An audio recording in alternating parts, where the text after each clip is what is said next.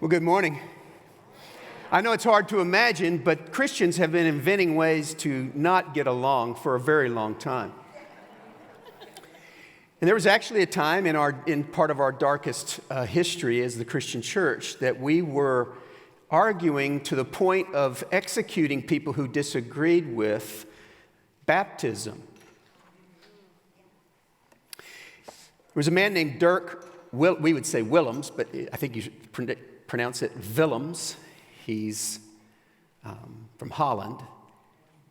And in 1569, he was arrested and placed in prison because he disagreed about whether children, infants, should be baptized or not. Of course, the position of the Catholic Church at the time was that children were baptized, still is, that they would be baptized at infancy.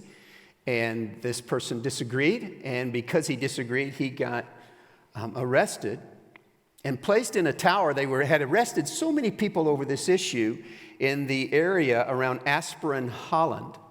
They had arrested so many people that jails were full, and so they put him in this tower and put him there and locked him up. And he actually escaped, tied a bunch of sheets and ropes together. I just thought that was on TV, but they actually did this, came down out of the tower, ran away, and was getting away. One of the guards that was chasing after him, as he ran, he chose to run across a frozen lake.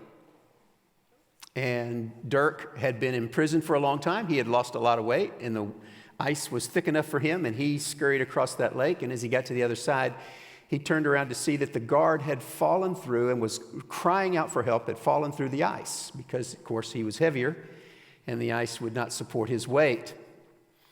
And you would think that Dirk would do what every single one of us would do, and that is, got a break, thank you, God, and continued running. But Dirk actually turned around, hearing the cries of this guard, and as he's about to go under for the last time, Dirk reaches in, pulls this guard out across the ice, rescues him, saves his life. It's a very famous story. If you go to Fox's Book of Martyrs, or if you go to the Encyclopedia of Martyrs, Christian Martyrs, you'll find this story about Dirk Willems in both books. And there's actually a statue of this in Holland. And so he rescues him, and you think that that's all right. He's now in the goodwill of everything that goes on, right? Of course, the only reason I'm telling you this is because something different happened. They arrested him again, put him back in the tower, took away all his sheets, tortured him. About a month later, burned him at the stake. Dirk's courage as he burned was so spectacular that the magistrate, the executioner, as he began to burn, gave the order to kill him, give him a quick death. So the only mercy that he received was that he died fast. But he still died. Dirk heard the outcry of someone in need and responded at great cost to himself. And the story is one of those stories that's a weird one to start with because it shows mostly just the unjust systems that we're sometimes exposed to and how we are called to still respond with justice even in the midst of being surrounded by unjust things. And in fact, as we do that, God actually has in a situation where he can receive more glory than if you do. I mean, Jesus himself says, if you forgive the people who forgive you, what good is that if you only are nice to the people who are nice back? The calling of the Christian faith is that we would actually be nice to people who are absolute turds to us. Or it might be more appropriate to you say druts. They're druts, which is turd spelled backward. That's better maybe for you sensitive folks. Well, we've been looking at Abraham now and walking our way through this series. I hope that you're still reading along with us and have the book and are following along or listening to it as we go. I am learning and growing a ton. Just this past week, I saw something that I'd never seen through a song, actually, about Abraham. But we've been watching Abraham, and we saw how he was called to leave his land, and he had to act with very little information and kind of just follow a compass instead of a map. And that we would see him being loyal and committed to God, even if it cost you. We've seen him trusting God, even when it doesn't make sense. We've also seen him make mistakes and seen that he is absolutely human. And by the time we get to chapter 18 and 19 are very, very strange. It's the story of Lot and Sodom and Gomorrah. But there's some insight in here about what we're called to do that I just want to concentrate on. We'll talk more about next week. We'll talk more about Lot and those kinds of things. I think Karina's bringing it to you.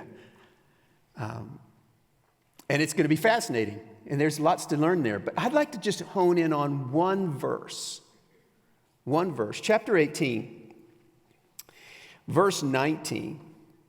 God says, "For I have chosen him, Abraham, so that."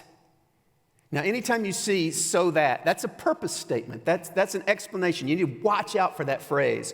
"So that he will direct his children and his household after him to keep the way of the Lord by doing what is right and what is just." There it is. There's plan A. Now, I've told you before, you've probably heard me say, in my mind, this is a bad plan. This is God's plan A. There is no plan B, and I think it's a crummy plan. He's going to leave the story and in the enactment of righteousness and justice in Abraham's hands and his descendants. And we're a part of that, actually. So he's left this calling, this plan in our hands to do what is right and what is just. Now, there's a cool thing about those words. This is a combination, one of the first times that the combination of righteousness and justice show up together. If you were reading the book, Dave's book, there's a long treatment of what's going on with this. But there are two different words here. Tzedakah, which is the righteousness, which means a state of affairs in which humans are connected to God and each other properly and therefore live in harmony and peace. If we lived with this righteousness is not just no wrong, it's an expression of living rightly. Okay? Now, the second word is mishpat. Mishpat actually, well, let me read you the definition. It shows up over 400 times. It commands for individuals and systems to be set up in such a way that people are treated fairly and equitably. It's more about the legal aspect of justice and good. It's used to mean like a decision, a right decision, or a judgment in a case. The words together form a combination which is called a hendiadys. And it's like two words that are put together, but when they're put together, they mean even more than what they mean separately if you just add it. It's like getting married. When you get married, we're told that we become one flesh, and 1 + 1 doesn't equal 2 when you're married in God's eyes. 1 + 1 = 3. And the combination of those things, that's what's going on here when you put these words together. They are together hundreds of times in the scriptures. Righteousness and justice. Righteousness and justice. If you live with righteousness, by the way, if all of the tzedakah is worth we get that right, you don't need mishpat. You don't need justice if you ever get righteousness right. But of course, we don't get it all right. And so we need justice. Doing what's right, setting things right, seeking justice. It's all about this phrase here about what he's supposed to teach his children. Direct his children and his household after him to keep what? The way of the Lord. The way of the Lord over and over. This is one of the first times that we see it, but over and over throughout the scriptures, we see that just part of the characteristics of the way of the Lord is that it is righteousness and justice. Justice, by the way, shows up over 2,000 times in the Bible. Now, let me show you. I want to stop here because, in Abraham's story, because justice, if you're, right now, there are some of you who are just listening, and some of you aren't listening, and I don't know what to get you to do, but some of you are just listening, and you're just kind of like, yeah, righteousness and justice, those are good churchy words. But some of you are hearing the word justice, and it's making little bells go off inside of you, because it's quite the buzzword right now. This is one of the socially charged words of our day.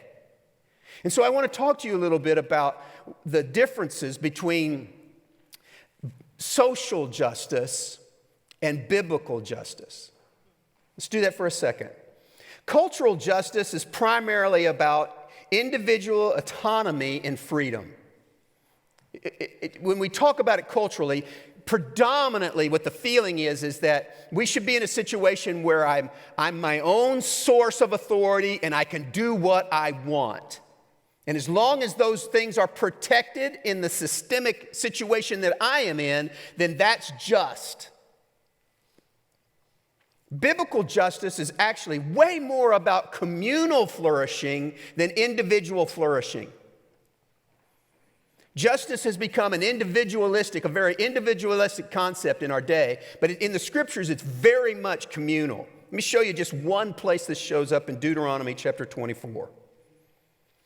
When you are harvesting in your field and you overlook a sheaf, do not go back and get it. Leave it for the foreigner, the fatherless, or the widow, so that the Lord your God may bless you in all the work of your hands.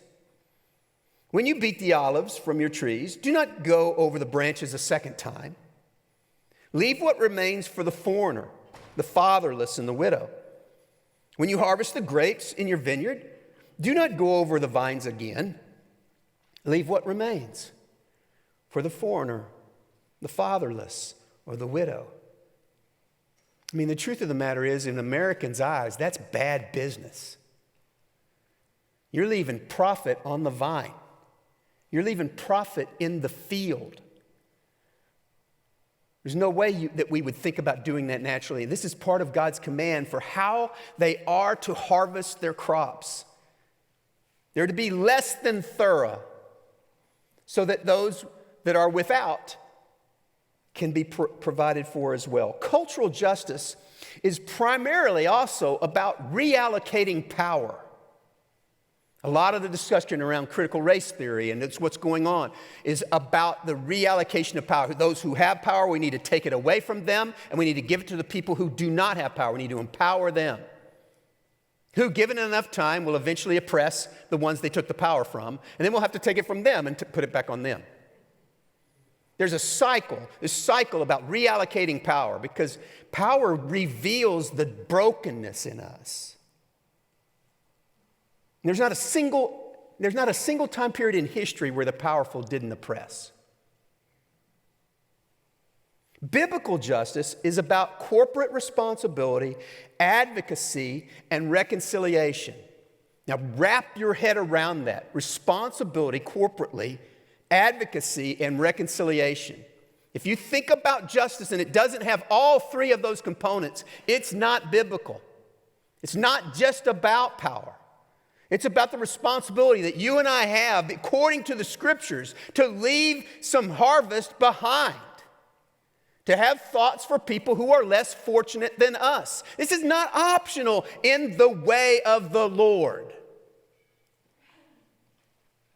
We have that responsibility. We also have the responsibility to speak for those who cannot speak for themselves, to advocate for those who cannot move and change situations. This is over and over again. It's clear in the scriptures.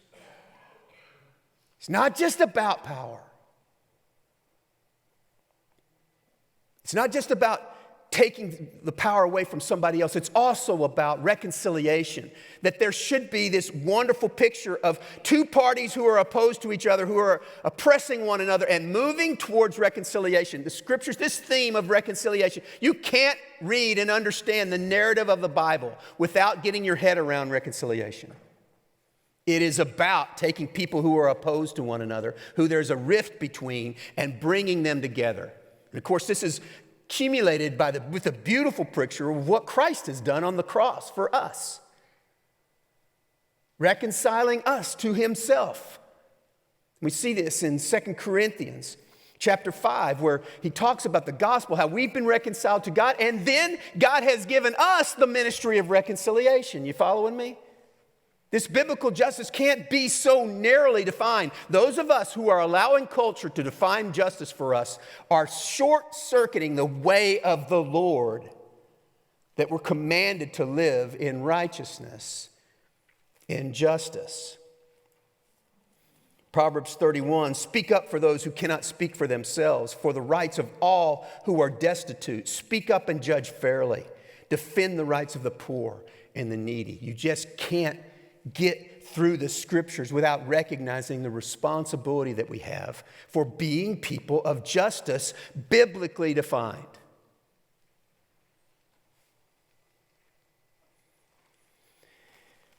Now, according to a guy named Christian Smith, who's a sociologist and a writer, he talks about cultural justice offering an explanatory rationale for the need of justice. In other words, Christian Smith says that as we talk about the need for righteousness and justice, cultural justice kind of it identifies the wrongs. Someone's misused. It's an explanatory role. But it takes biblical justice to justify the motivations for us moving in and working things out. Without the command, which we talked about last week, Jay was here doing this, of love God, love your neighbor, and love one another. You simply serve people so you can feel better about yourself. There's a rationale, a justification for the motivations behind justice when we move in to serve people's lives, when it's centered around the love of Christ.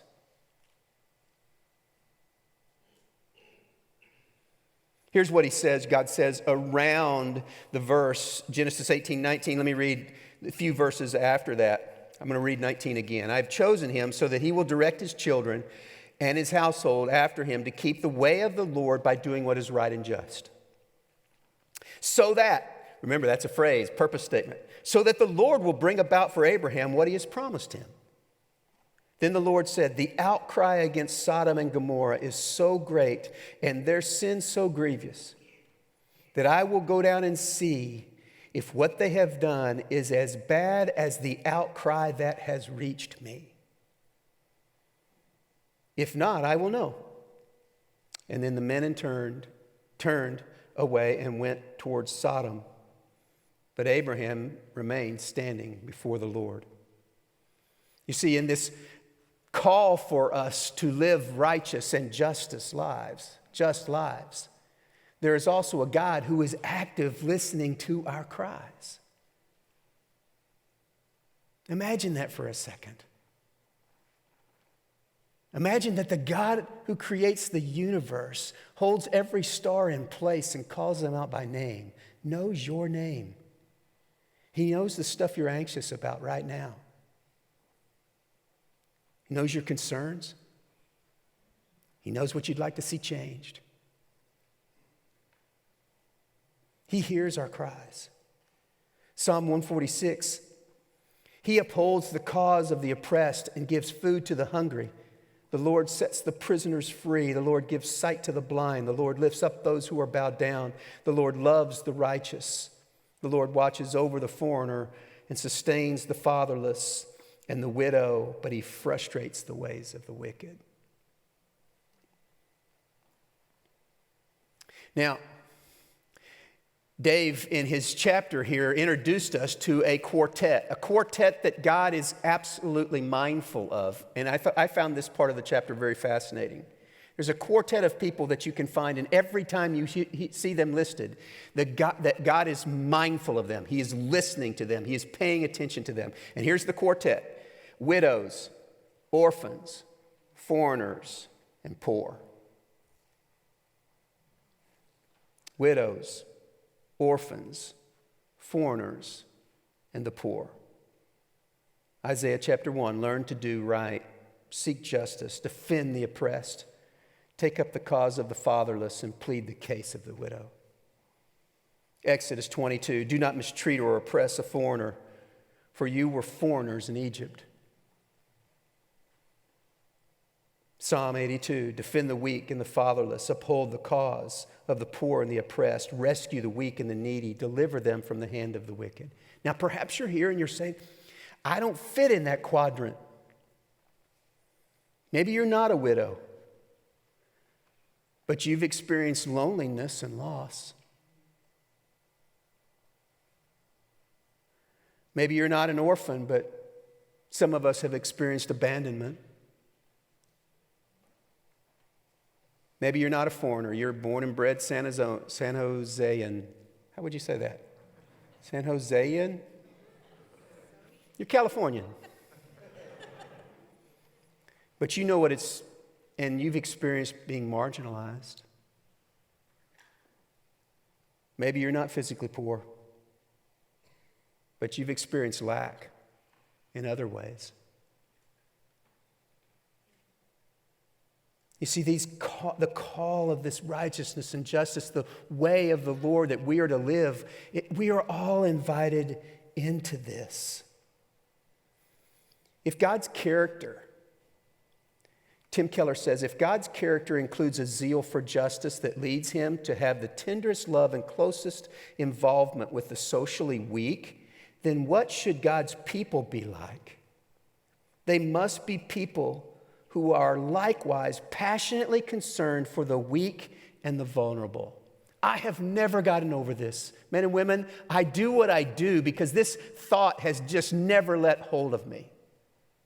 That God would love me and die for me is beyond my ability to express thanksgiving for. But more than that, that He would invite me in to the working out of His plan on this planet. That what I do this day matters for eternity. That what you do matters. And don't just think, well, that's because you're a pastor. No! In fact, I'm handicapped because I'm a pastor. I spend all my time around church people. Not you. You get the opportunities every day to extend yourself. I've just never gotten over the fact that God would love us and invite us in to give our lives that much meaning. This is a receipt from 2010. It's now been laminated because I wanted to carry it around. I carry it around in my journal everywhere I go. In 2010, a man came up to the stage over at the Saratoga campus, and he came to me and he said, I'm from out of town. I just came here. I'm hoping to get a job this week. I've got a couple of interviews lined up. I have zero money. But I found your church. It was on a Saturday night. I found your church, and I want to be a part of your church. I want to come back. And as I talked with him, I don't know, I rarely ever do this, but I just had the sense in my spirit that I was supposed to help him eat something tonight. And so I pulled out my wallet, and I don't know, my wife won't give me a lot of cash. So I had whatever it was in there is probably 20 or 30 bucks. I gave him all that I had. And I said, listen, go get you something to eat and get you some groceries that'll last you for, a couple of days. And let's get back to me and let me know how that interview goes. This is the receipt of those groceries. He came up to me just before COVID, just before we sheltered in place. And he said, I want to give you something. I've been carrying this in my wallet since 2010. It's 2019. He said, I want to give you this. I've kept it as a reminder how close I was to giving up. And I want to give it to you because it represents that small gift you gave turned the whole thing around for me. He started attending. He got the job. And he started coming. He served. He greeted in our church. He eventually met a lady who had been married before, and she had a couple of kids, so he married right into an immediate family, got married, And in 2019, he said, I've been promoted several times over since I've gotten this job, and now they're allowing me to move out, and they want me to go over to wherever the headquarters was. It was probably in Boise. Since everything's in Boise, right? Everybody wants to go to Boise. Sorry if I offended you, those of you who are going to Boise. See ya. The godly are staying here. So, just kidding. I'm just kidding. Y'all don't know me well enough, probably. I shouldn't say that. But anyway, he thinks my $20 turned the tide for him. In truth, it didn't. Right? In truth, God moved on his behalf, got him a job, got him favor, introduced him to a great woman, introduced him to a church that would teach Jesus to him, allowed him to prosper. I know, you and I know, I really didn't have very much to do with that at all. But don't tell Jason that. He won't buy it. Best $20 I ever spent.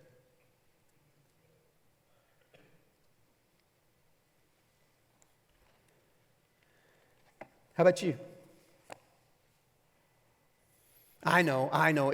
You may feel like everything has changed and is falling apart, that the SIP has now moved into the vaccination crisis, and Abraham's journey has very little to say to you, but the truth of the matter, it doesn't.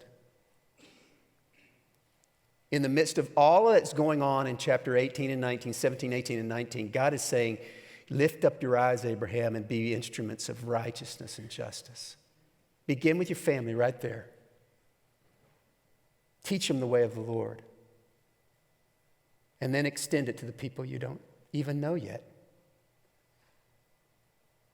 His invitation is the same to us. I don't know what's going to happen this week, but I think that there's actually going to be a divine appointment for everybody here. Some of you will recognize it and you will respond with words of grace and kindness, righteousness and justice. I shudder to think how many divine appointments I've missed because I was so introspective on my own junk and worried about whether I had a mask on or not, or if I've gotten vaccinated or not, or whether my neighbor's vaccinated or not, and all. And I spend my time looking at my own navel, worrying about my own problems, and missing these divine opportunities that are coming right in front of you.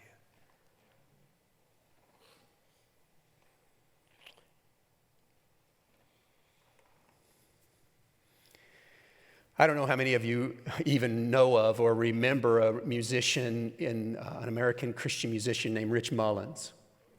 He died in 1997. He was almost exactly 1 year older than me. And he was probably one of two of the most influential Christian artists in my life.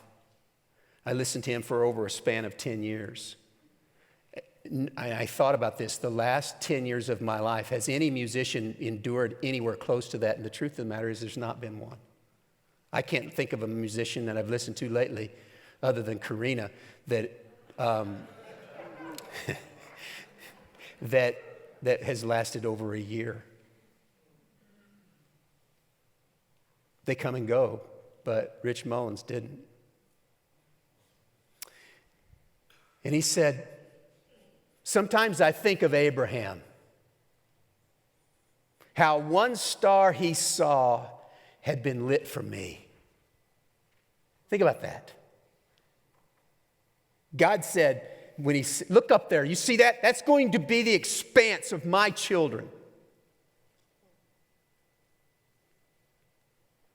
One of those stars that Abraham saw was lit for you.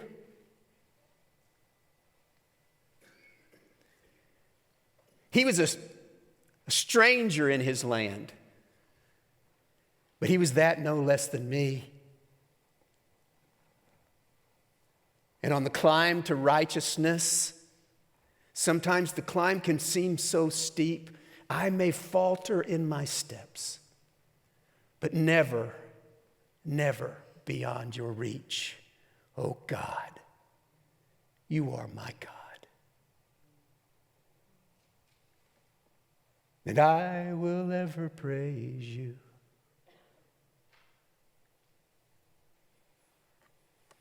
How do you get started? Well, tomorrow night's a great first step. Enter into some dialogue. We've got a lab on racial brokenness and reconciliation. Tomorrow night we brought in some folks to help with this. Dr. Josephine Kim, an expert out of Harvard. As far as I know, that's the first Harvard speaker we've ever had. Get versed in the struggles of our day. And begin right here. Get your head out of the sand. You thought I was going to say something else, didn't you? No.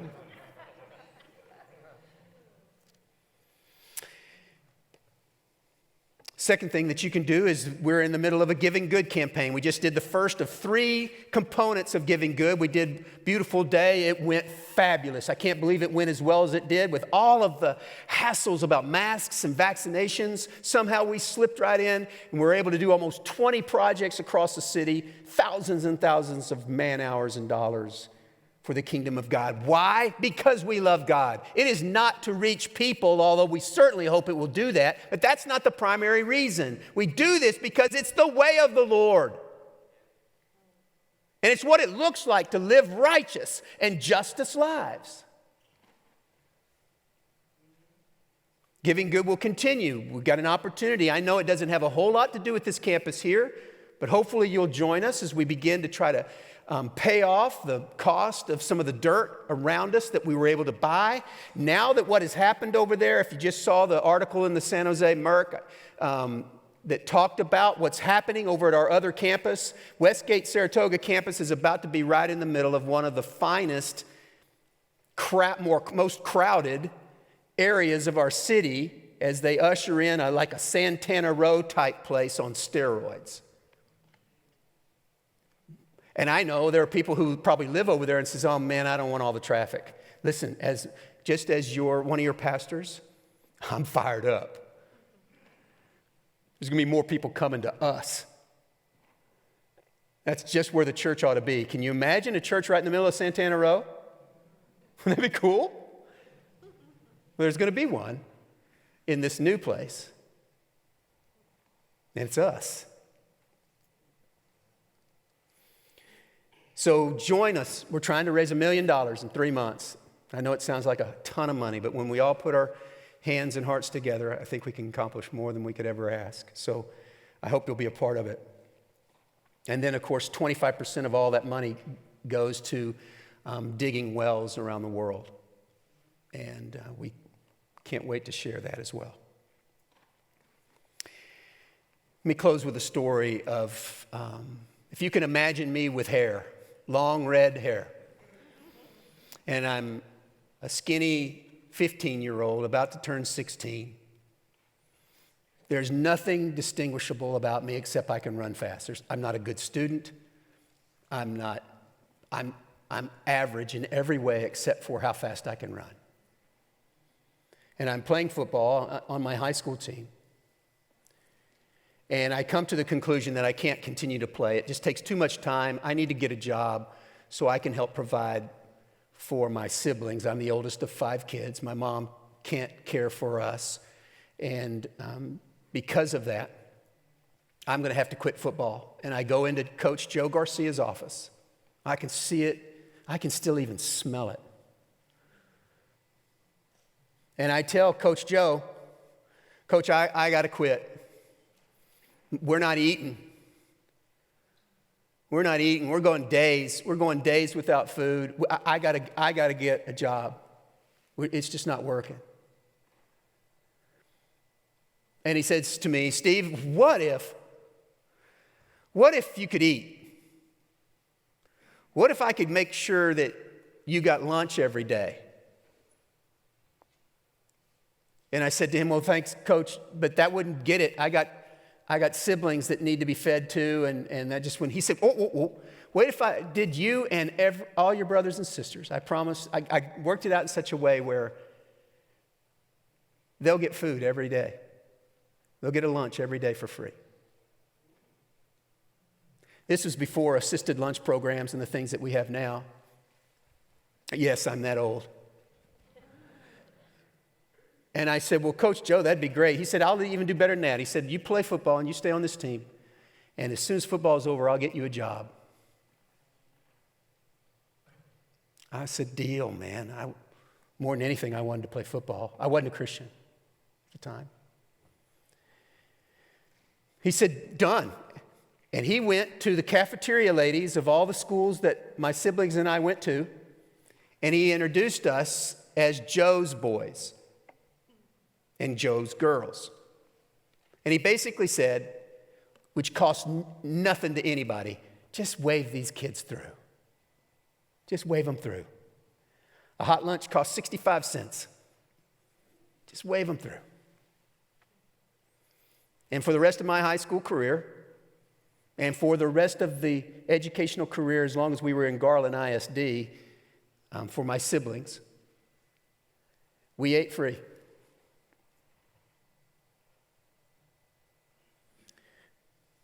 It was on that day that I decided I would be a coach.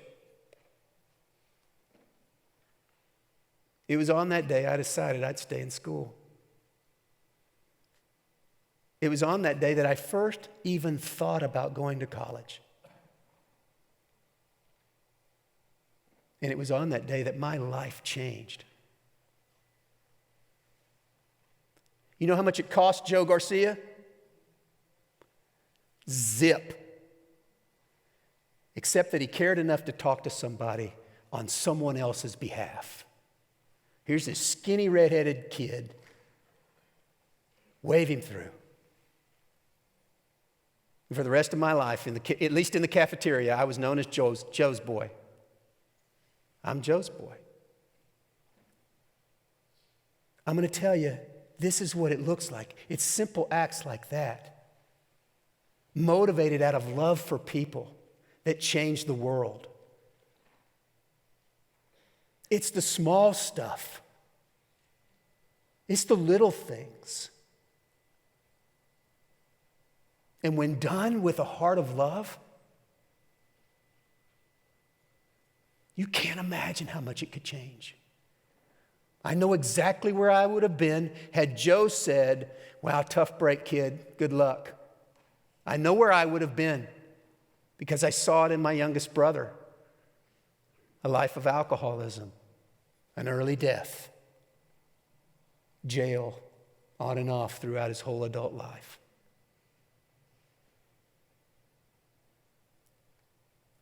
We're going to do a song. Karina's going to do a song.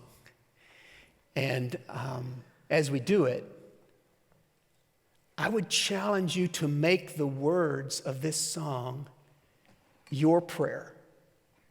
Just try it out. Just try it out for a few days. Lifting up your eyes and saying, God, where might I change the trajectory of someone? And maybe that's too big a prayer. So God, where might I just bring a little joy to someone who needs it? Allow this song to be your prayer.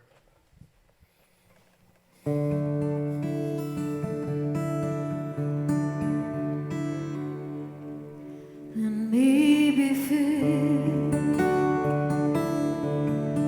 with kindness and compassion for the one in whom you love and gave yourself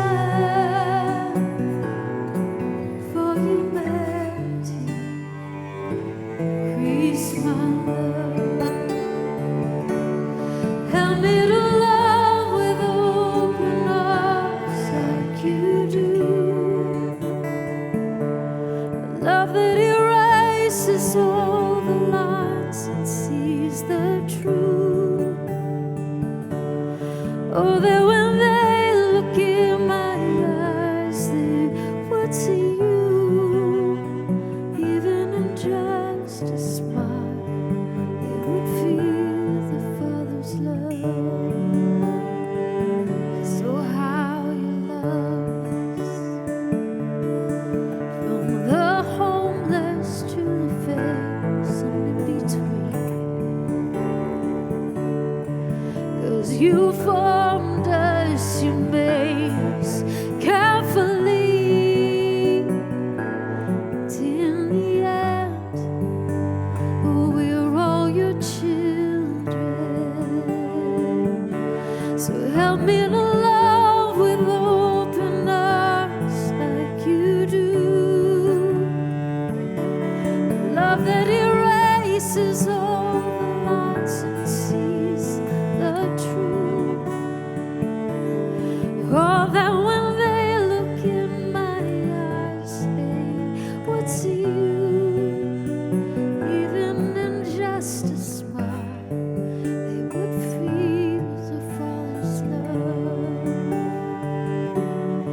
So let all my life tell of who you are, and the wonder of your never-ending love. Oh, let all my life tell of who you are, that you're wonderful and such a good Father. Oh, let all my life tell of who you are, and the wonder of your never-ending love. Oh, let all my life tell of who you are, that you're wonderful and such a good Father. Yes, you're wonderful and such a good Father. Help me to love with open arms like you do. A love that erases all the lines and sees the truth. Oh, that when they look in my eyes, they would see you. Even in just a smile, they would feel the Father's love. Even in just a smile, they would feel the Father's love.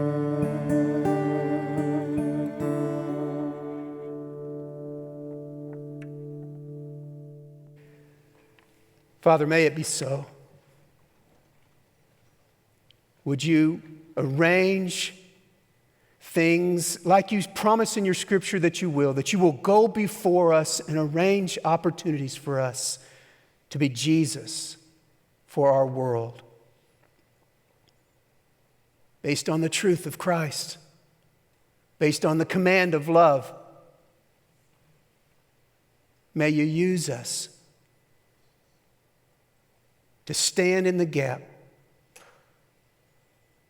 for those who are under-resourced, under-cared for, unseen. May we be known as a church who quickly moves into those things. Not so people will praise us or that we'll get any attention at all, but because you have done that very thing for us. You did not hesitate. Even when you saw us in our worst moment, you did not hesitate to allow Christ to bear the penalty of sin on our behalf.